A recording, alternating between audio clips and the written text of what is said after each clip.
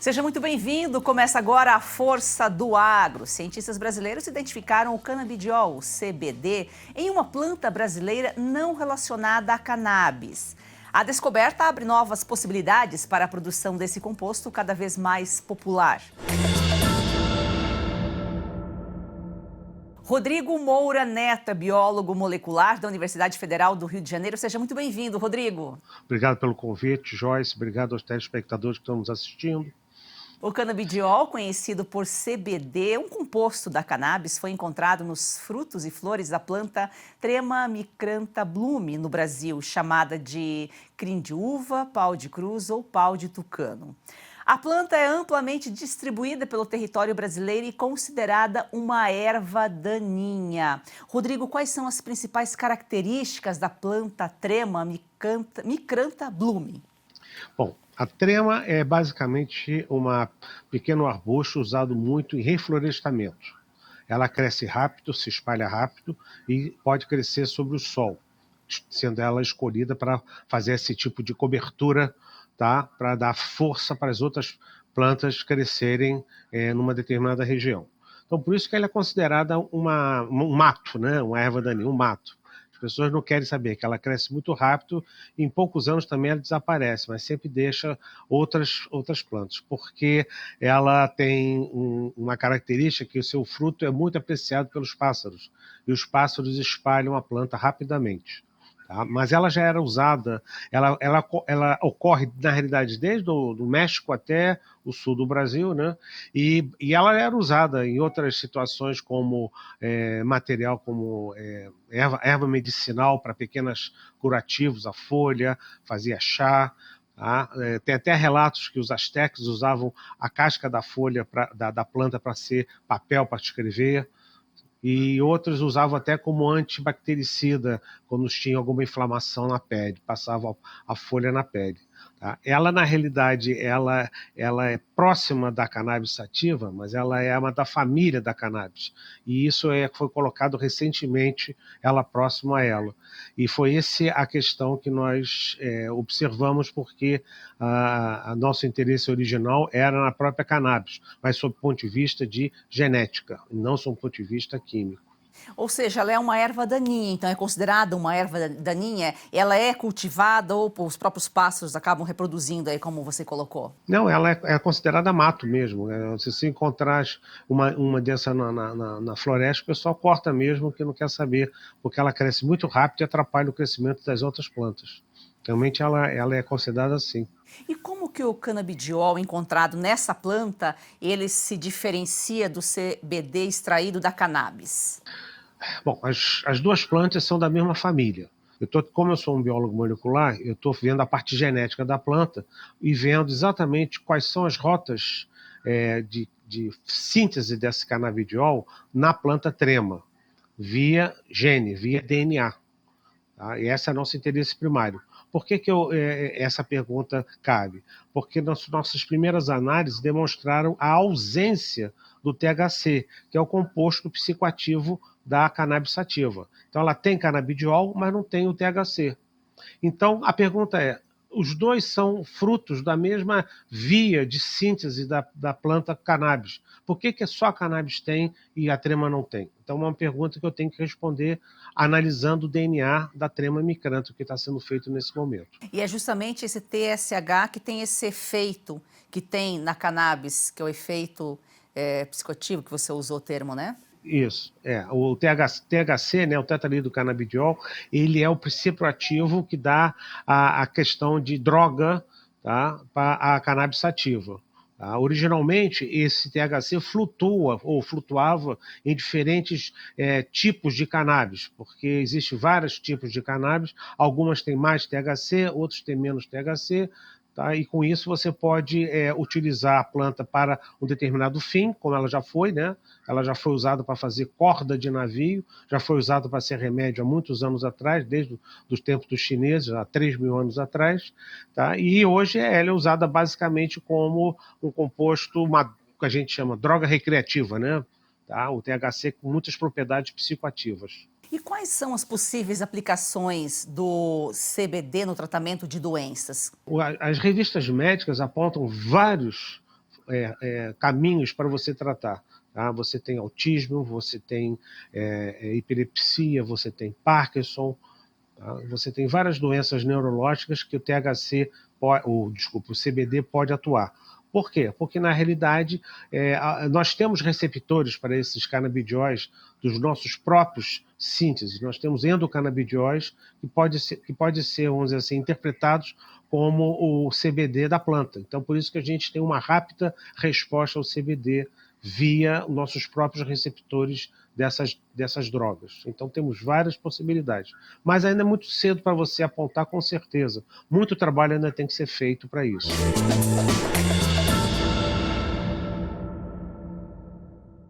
O agro é a grande potência do Brasil. A produção agropecuária cresceu de tal forma que em breve o país será o maior fornecedor de alimentos. Produzindo cada vez mais, o preço dos alimentos também reduziu para o consumidor final. A partir de hoje, vamos falar mais da relação agro, tributos, preços, crescimento econômico no quadro Momento Jurídico com o doutor Eduardo Berbigier, da Berbigier Sociedade de Advogados. Doutor, prazer em recebê-lo aqui em A Força do Agro como parceiro semanal para desmistificar e simplificar o mundo dos tributos no agro. Joyce, a satisfação é minha em trazer o mundo tributário, o mundo jurídico mais simples, de forma mais simples, mais didática, para que o nosso telespectador possa entender o dia a dia, né? Muitas vezes o telespectador vê os números da reforma tributária, enfim, os números dos tributos e tem uma certa dificuldade em entender. E o que nós vamos trazer aqui é o dia a dia, para que o nosso produtor rural, o telespectador, enfim, possa entender o impacto da carga tributária, o impacto do dia a dia, que os impostos, que as medidas do governo têm no dia a dia de cada um. Realmente um mundo tão complexo dos tributos, né? E o brasileiro precisa entender o que acontece no país. Reforma tributária está avançando, previsão de leitura do relatório, né, doutor, no Senado na quarta-feira agora, dia 4, e votação no dia 11. Um tema preocupante. Preocupante, Joyce, eu não consigo entender a pressa do governo.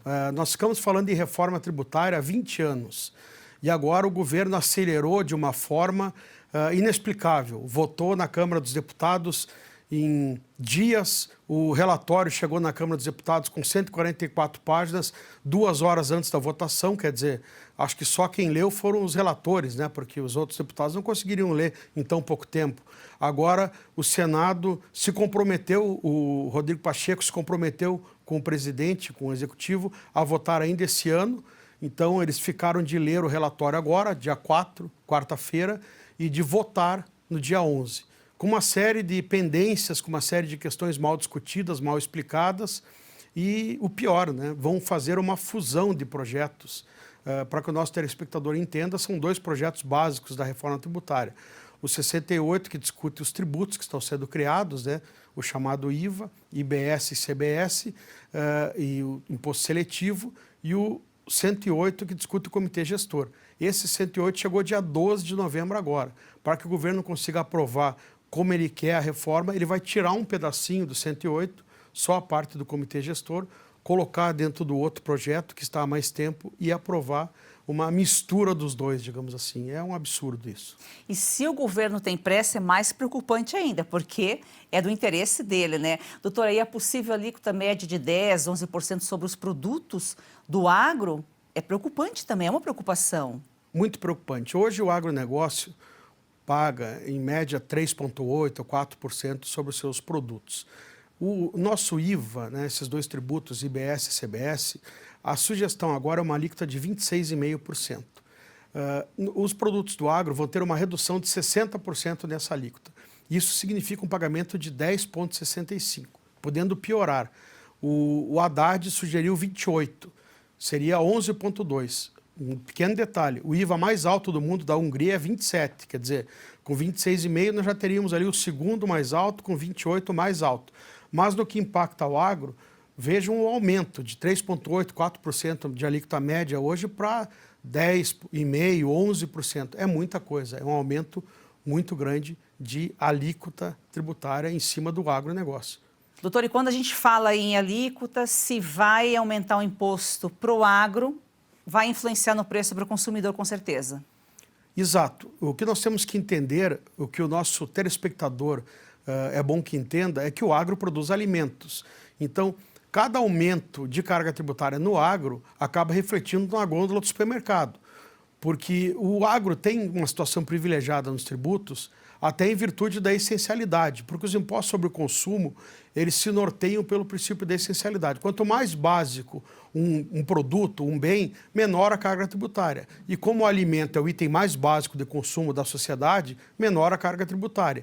Então não tem sentido, muitas vezes, a população defender aumento de carga tributária para o agronegócio, porque é a população que vai pagar na gôndola do supermercado mais caro pelo arroz, pelo feijão, enfim, por vários itens que o agronegócio produz. Então, o impacto no agro é o impacto diretamente no consumidor final. E a reforma tributária, ela vai influenciar para todo brasileiro de uma forma geral? E falando também ainda sobre impostos, imposto de renda, se o brasileiro que está mais habituado, né, com esse assunto, também está em pauta, e o que pode mudar aí? Inclusive, hoje teve uma sugestão de alteração. O governo sugeriu um aumento, né, da faixa de isenção para até R$5.000, para que quem ganha até R$5.000 não pague imposto de renda, mas quer tributar a distribuição de lucros e dividendos para quem ganha mais de R$50.000. Ok, se o governo quer fazer esta, digamos assim, esta política de tributação para os maiores rendimentos, é um direito de tributação, de política de tributação do governo federal.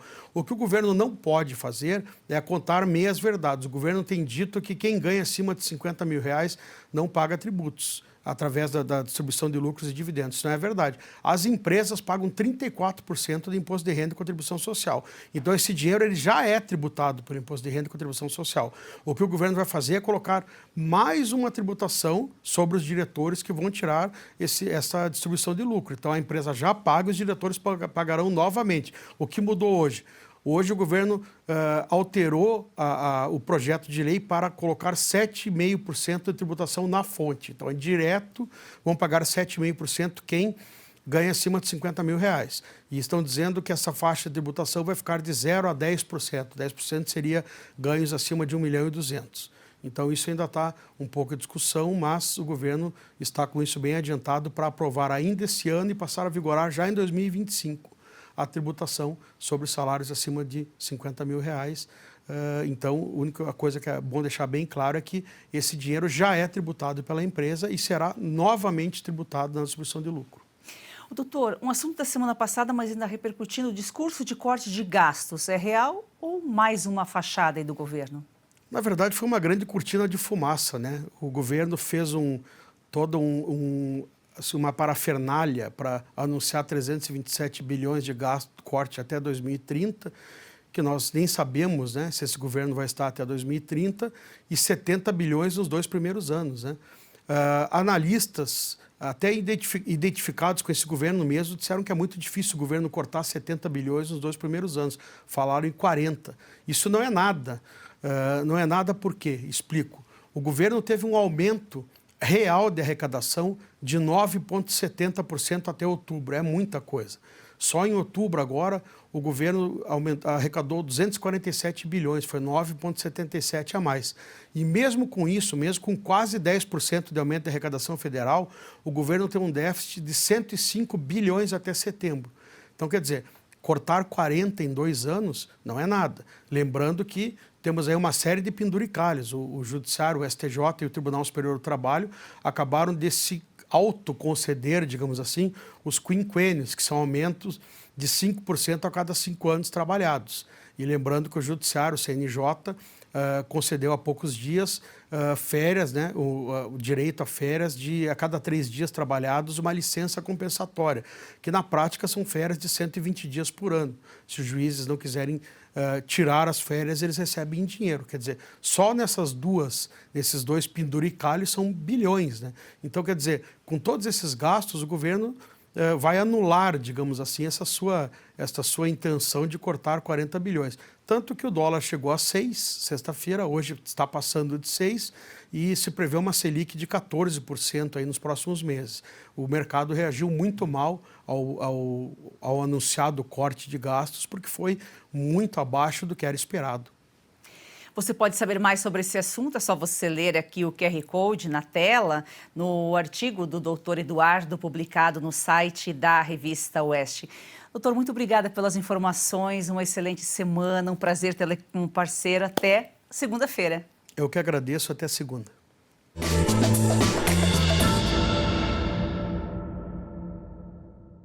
Olá pessoal, olha só, não é normal sentir dor, então por isso eu gosto sempre de falar do Ora Pronobis super concentrado da Vita e Gold e temos um depoimento. Eu tenho uma vida muito corrida. Do cinema para o teatro, dos shows para os estúdios. Algum tempo atrás comecei a me sentir muito cansada. Primeiro achei que era só um mal-estar, depois vieram dores nas costas, nos braços, nas pernas. Eu estava assistindo televisão e um comercial me chamou a atenção. Era sobre um produto 100% natural. Passei a tomar o Ora Pronobis da Vita e Gold antes das refeições. Logo nos primeiros dias eu senti diferença. Aquele peso nas pernas, nos braços, foi aliviando totalmente. Viu só? E não é só a vida da Lucinha que melhorou. Você que sofre com dores crônicas no corpo, tem artrite, artrose, reumatismo, fibromialgia, inflamação, desgaste nas articulações, é a famosa dor nas juntas, né? Você também pode melhorar com o suplemento Ora Pronobis super concentrado da Vita e Gold. É isso mesmo, Silvio, é porque o Ora Pronobis, além de combater essas dores crônicas, aí distribuídas pelo seu corpo em poucos dias, ele auxilia a combate diabetes, pressão alta, no controle do colesterol e ainda é aprovado pela Anvisa. Não tem contraindicação, é super concentrado e tem a origem garantida da sua matéria-prima. Tudo controlado desde a mudinha que é plantada, por isso que funciona de verdade. E você pode tomar na forma de cápsulas ou na forma em pó, você que decide. O importante é tomar a decisão de acabar com essas dores crônicas no corpo, aproveitar a vida. E a gente trouxe algo novo para o público do Oeste, viu, Silvio? Além do desconto, que já é super diferenciado, você ligou agora, 0800 101 1800, 70% de desconto garantido para você. Mas a gente vai te presentear ou com colágeno tipo 2, que auxilia nas suas articulações, ou a câmera Wi-Fi, que é a grande novidade, para você monitorar o que você quiser. Eu tenho uma Só tem dessa. que ligar agora. Olha, maravilhosa, não é? Muito. Aproveita você também. 0800 101 1800. Heloísa, quando vem para a escola, é uma alegria. Quando a criança ela resplandece nela esse desejo de ir longe no estudo, é porque o apoio pedagógico da escola é muito bom. Hoje eu sonho e sei que pode virar realidade. A Escola Professora Olindina Roriz Dantas é um projeto criado pela Agrodan, a maior produtora e exportadora de mangas do Brasil. Doce e sem fiapos, muito valorizada na Europa, está na hora de o brasileiro conhecer essa delícia. Kate, a manga para comer de colher. Da Agrodan para você, qualidade e sabor inigualáveis. Compre Kate, a manga para comer de colher e ajude uma criança. É o agro transformando vidas. É daquele banco. Peraí, a proposta parece boa. Ah, é? Então pergunta para ela se você pode participar das decisões do banco. Moça! E pergunta se o lucro do banco retorna para você no final do ano. E pergunta também se no banco o seu contato é direto com o gerente. Só um minutinho. Coopera, né, Mário Jorge? A Cocred tem tudo que um banco tem, mas com taxas mais justas e uma forma mais sustentável de atuar. Mais um que tem conta na Cocred?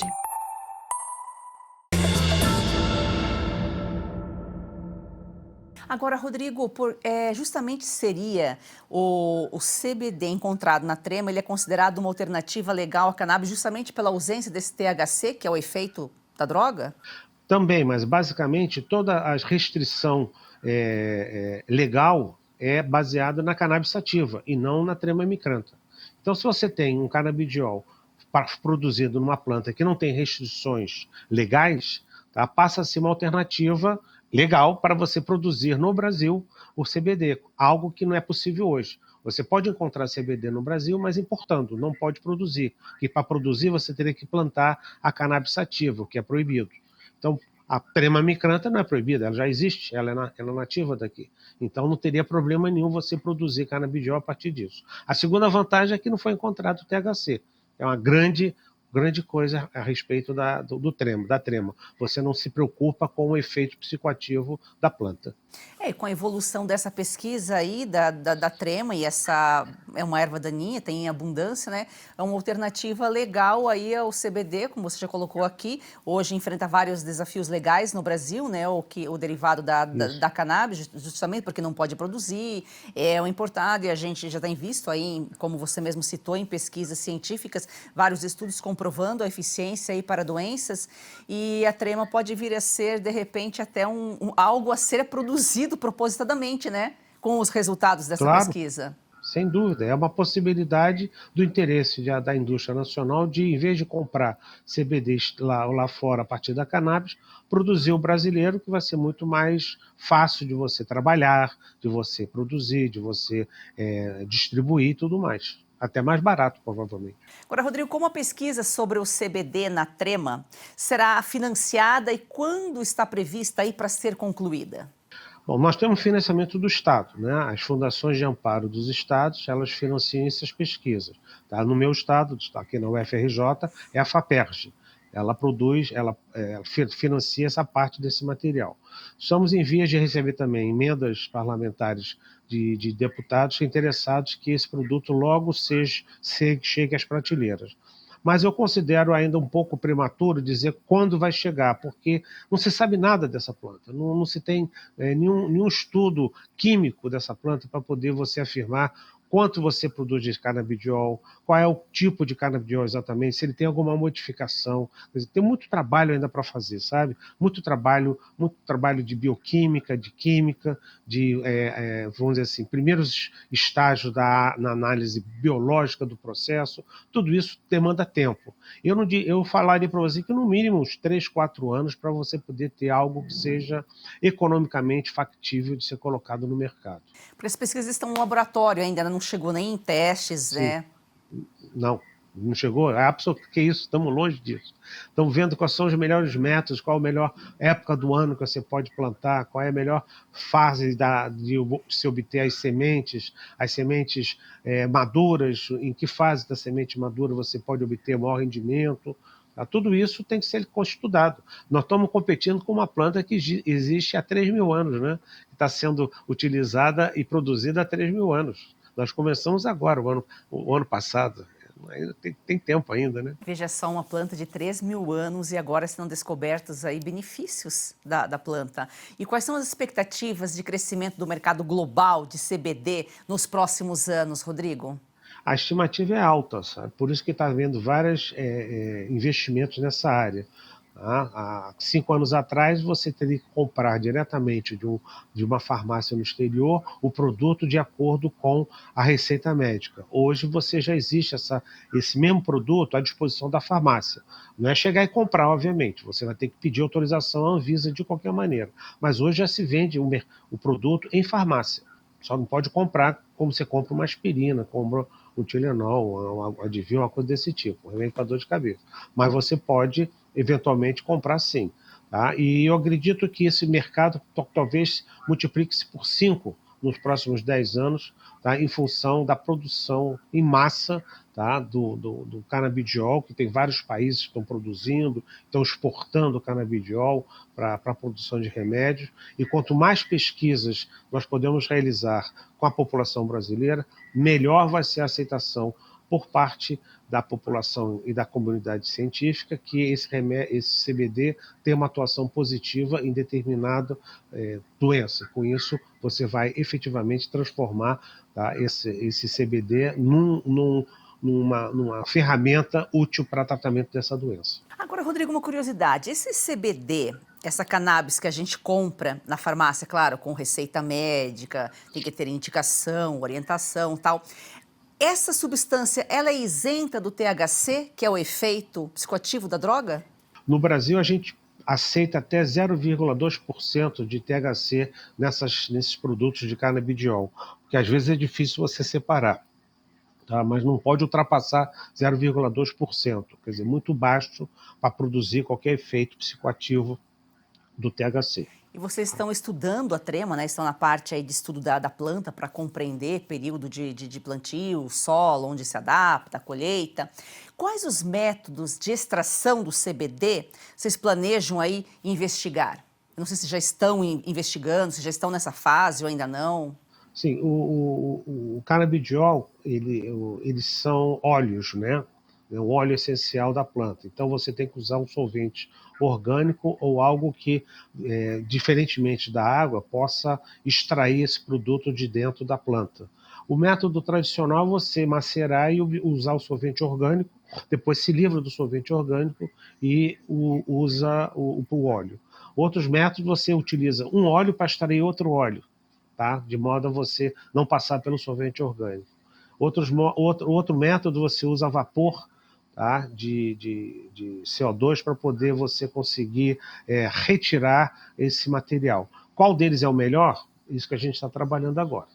E quais foram os resultados das pesquisas anteriores que encontraram CBD em plantas relacionadas? Já houve um estudo na Tailândia que identificou CBD em plantas, né, Rodrigo? Isso, na verdade, ele dedicou o CBN lá na trema da Tailândia, chamada Trema orientalis, né? Eles publicaram um trabalho mostrando que conseguiu obter outro tipo de canabinoide da planta. O que me levou exatamente a fazer a pergunta: e a nossa trema, o que tem? Quando eu fui investigar, ela tinha o canabidiol, tá? E ausente o THC. Mas já foi descrito essa trema orientalis como tendo canabinol, que é um outro tipo de canabidioide. E essa trema lá da Tailândia é da mesma família da trema aqui que nós temos no Brasil? É da mesma espécie, do mesmo grupo. É família, sim. Ela também é trema, né? A nossa é micrantha, de lá é orientalis. É do mesmo gênero, certo? É uma variação sobre o mesmo tema, né? Bom, nós vamos a um rápido intervalo e já voltamos com mais informações para você. A Revista Oeste está prestes a alcançar um marco histórico: 100 mil assinantes em apenas 4 anos de existência. Mas para chegar nesse objetivo, precisamos da sua ajuda. Torne-se um assinante da Revista Oeste. Graças à sua assinatura e àquela de outros 100 mil brasileiros, estamos conseguindo manter a nossa revista em plena atividade, conseguindo chegar no mesmo patamar das revistas que demoraram décadas para alcançar esse número de assinantes, e também garantimos o nosso trabalho de jornalismo livre em defesa do Estado Democrático de Direito, em defesa do livre mercado, em defesa dos valores que a Revista Oeste representa. Assine e ganhe um livro inédito de Augusto Nunes. São histórias nunca publicadas que mostram a face desconhecida de 11 presidentes.